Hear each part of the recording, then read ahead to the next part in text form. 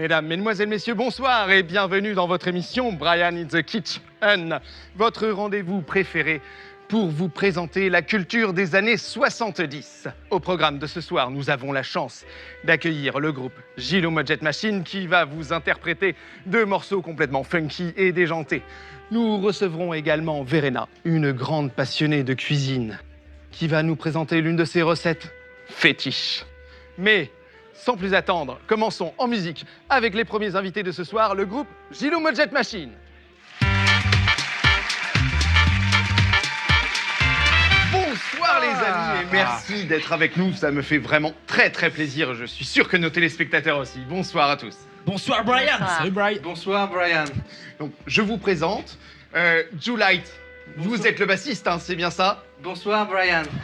Gilou, le chanteur et leader qu'on ne présente plus, bien sûr. Évidemment, c'est moi. Funkouille, le guitariste. Le guitariste star, oui. Guitariste star, pardon, excusez-moi. Et Gigi the King. Eh ouais, Gigi. Gigi qu'on ne présente pas non plus. Non plus. Multitâche, j'ai cru comprendre. C'est Impresario. Producteur, Et au platine. DJ. Et DJ. Ouais. Magnifique. Alors, il y a un an, les amis, vous sortiez votre premier album intitulé Funky Meconium. C'est enchaîné des tas de concerts dans l'ouest de la France. Tournée intercommunale. D'accord, intercommunal, absolument. Je ne pensais pas que c'était autant. Aujourd'hui, première plateau télé. Qu'est-ce que ça vous fait, cette première télévision? Écoute Brian, on adore, on est hyper content, on est hyper fiers. On a juste cherché Jean-Pierre Foucault un petit peu partout. On l'a pas trouvé. Vous avez Par gagné contre, au change. on a remarqué qu'il y avait un petit saucisson qui traînait. Et on serait pas contre se Apéro. bouffer. Voilà, un petit Alors là, apéro. je n'étais Sur pas le au courant, plateau. mais... Bah oui, apéro. D'accord. Ok, très bien. Donc, on fait comme à la maison. Allez, c'est parti. En tout cas, on sent qu'il y a une sacrée alchimie entre vous quatre, une vraie symbiose. Et ça fait plaisir. Il est gentil Gilou. Et je n'en doute pas, mais les téléspectateurs veulent savoir justement Gilou, il Comment- prend mes pilules roses. comment est-ce que vous êtes rencontrés. Eh bien, je vais passer la parole à Funkouille, notre guitariste star. Tout à fait, Brian. Nous étions en fait, c'était dans les années 70, bien sûr. Nous étions en soirée, une soirée organisée par Dominique Strauss-Kahn, que vous connaissez tous, hein, pour Il est ses gentil. travaux Dominique. dans la littérature. Et l'économie. Et l'économie, bien sûr. Et donc, on s'est rencontrés cette soirée fort bien sympathique. Et là, j'ai eu, Fantastique. et voilà, j'ai eu envie d'une petite commodité en fait à l'extérieur de la maison où se situait la soirée. De prendre l'air, disons. Voilà, disons de prendre l'air. Et là, je me suis frotté contre un arbre. Et c'est à ce moment-là que Gilou surgit de nulle part. Et à sa vue, je suis devenu complètement subjugué. J'ai totalement, je sais pas comment vous expliquer ça. On va dire que j'ai été frappé des dieux. Incroyable. J'ai été totalement, emporté. Je ne suis plus le même homme depuis. Très bien. Et donc Gilou avait déjà cette passion, ce look. Il avait déjà des acolytes avec lui ou... C'est plus qu'un look, c'est une aura. Là, on est proche de la divinité, voilà. C'est Magnifique. Ok. Et donc vous l'avez embarqué dans l'univers de ces années 70 qu'on ressent dans votre musique. Hein. Pourquoi cette passion, Gilou, pour cette décennie qui vous est chère? On n'a pas eu le choix de traverser cette époque. D'accord. Voilà, Oui, mais vous auriez pu choisir le disco.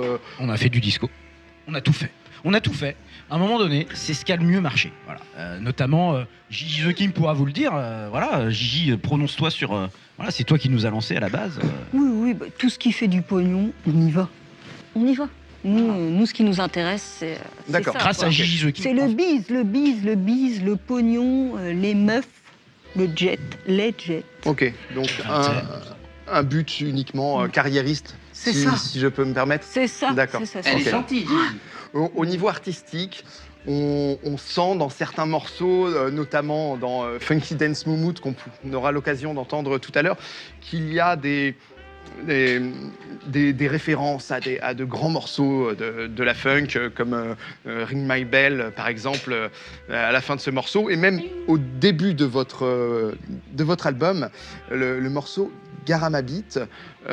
J'ai eu l'impression que vous vouliez sortir des années 70. Le début est clairement inspiré d'Isaac Hayes. Hein, on est en 1971 et à la fin, il y a vraiment des sonorités un peu de Gainsbourg. Love on the Beat, c'est 1984. Est-ce que ça veut dire que le prochain album, on va passer dans les années 80 ou alors on va rester coincé en 70? Bien évidemment, on va passer dans les années 80. Je sens que Funkou a envie de s'exprimer sur le sujet. Non, moi, je suis un peu outré que t'aies pas cité Sheila, c'est tout. Mais sinon. Alors, The Spacer. oui, c'est vrai que j'ai pas repéré les références à Sheila dans l'album. C'est pas grave, Alors, t'inquiète pas. en fait, ça peut pas se voir parce qu'en fait, c'est simplement que nous, quand on enregistrait les morceaux, on s'habillait en Sheila. C'est-à-dire Oui. que, ça se voit pas du coup. Bah, C'était non, en mais studio, ouais. Et on était habillés en femme, voilà. Mais Gilou, jusqu'à la semaine dernière, vous portiez des couettes. Non, c'était des couettes de poils. C'était pas D'accord. vraiment mes cheveux. Ok, pas de souci. Saucisson? Avec plaisir, merci Joe Light. En tout cas, bon, c'est fabuleux de revivre ces années-là, ces années musicales, grâce à vous, vraiment. Et comme nos amis de Gilou Modjet Machine, on s'est rendu compte que les années 70 sont dans le cœur de nombreuses personnes. Notre équipe est allée sur le terrain pour se rendre compte de ça. On y va tout de suite et on se retrouve juste après.